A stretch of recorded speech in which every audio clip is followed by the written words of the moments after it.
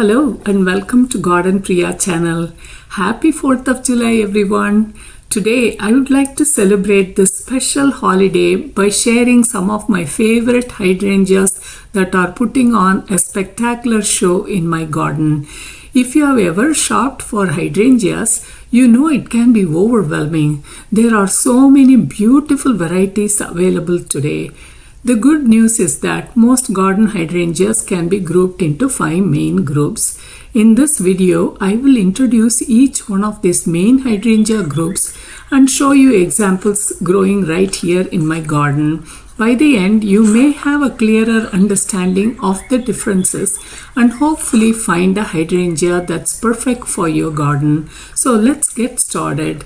The first group we are going to look at is called smooth hydrangea or hydrangea arborescens.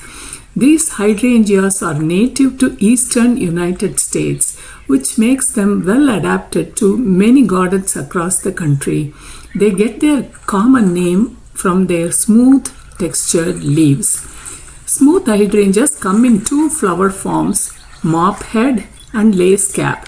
What you are seeing is a classic smooth hydrangea variety called Annabelle. It is a mop head.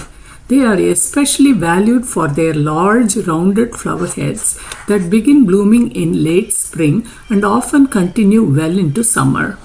One of their biggest advantages is that they bloom on new wood. That means they produce flowers on current season's growth. Even if winter cold kills the stems back to the ground, the plant will usually grow back and flower beautifully the same year. This makes them very reliable bloomers and very easy to prune. Since they bloom on new wood, you can cut them back in late winter or early spring.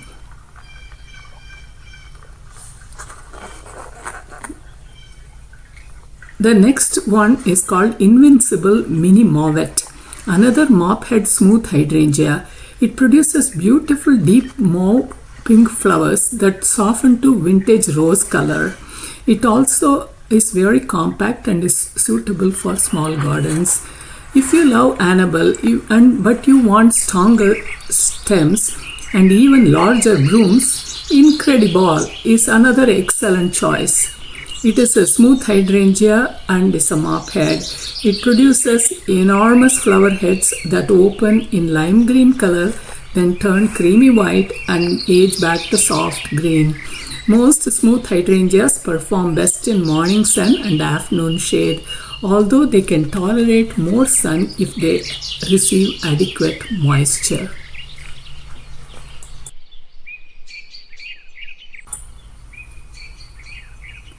Now this is lace cap smooth hydrangea called Has Halo. I don't grow this one, but I'm showing you a photograph for reference.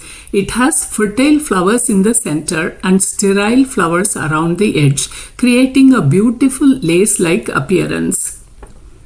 Now we are done with the smooth hydrangea and we will move to big leaf hydrangeas or hydrangea macrophylla.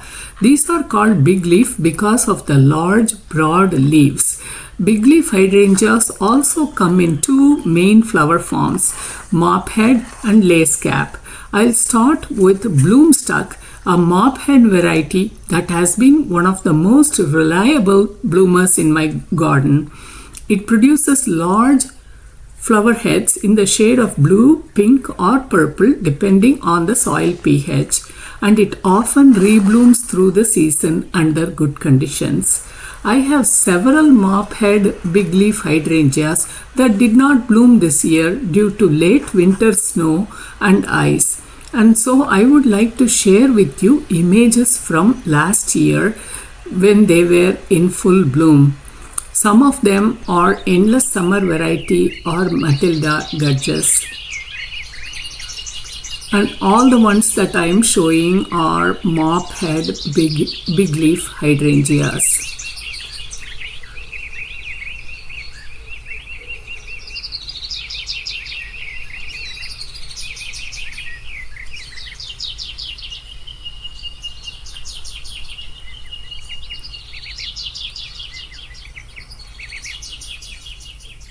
Now this is a lace cap big leaf hydrangea called Lady in Red.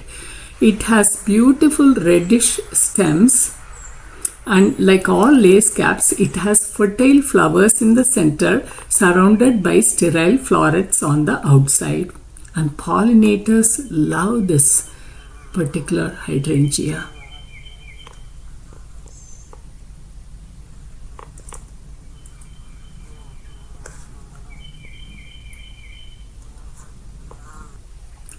In my garden, I add soil acidifiers a couple of times in spring to encourage blue flowers. This lowers the soil pH. If your soil already contains enough aluminum, as many soils do, it makes that aluminum more available to the plant, which can encourage blue flowers. Before we leave the big leaf group, I would like to briefly mention mountain hydrangeas or Hydrangea serrata. You can think of them as smaller, hardier cousins of big leaf hydrangea group. They mostly have lace cap flowers, but I do not own one. Now let's move on to panicle hydrangea or Hydrangea paniculata. The name panicle comes from the shape of the flower cluster. Panicle hydrangeas produce large, dense, cone-shaped flower clusters. Depending on the variety, these blooms can range from about 6 inches to well over a foot in length. I'm sure you have heard of Hydrangea limelight or bobo or little lime or pinky winky. These are all varieties of panicle hydrangeas. If you have struggled with hydrangeas that don't bloom well after a cold winter, panicle hydrangeas may be the answer. They bloom on new wood, so they produce flowers every summer, even after harsh winters.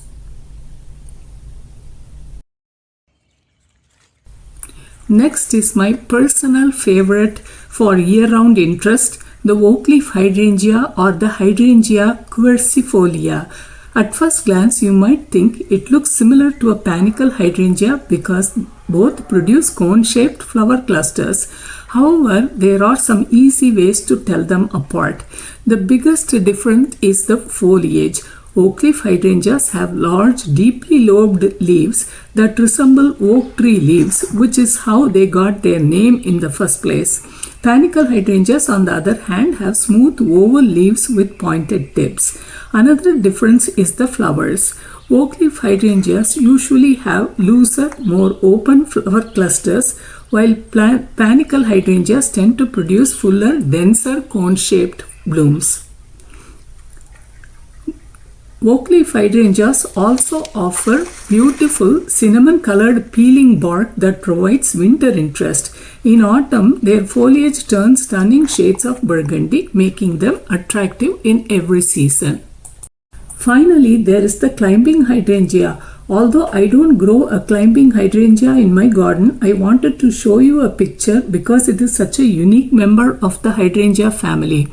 It climbs walls and fences using tiny aerial rootlets for support. Hydrangeas are truly one of the highlights of my garden each summer. I enjoy growing different types because each one has its own unique beauty. I hope you have enjoyed this tour of the hydrangeas blooming in my garden and perhaps discovered a variety you would like to add to your own landscape. If you enjoyed this video, please give it a thumbs up. Subscribe to my channel and let me know in the comments which hydrangea is your favorite.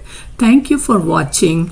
I hope you and your family have a safe, happy and relaxing Independence Day. Thanks.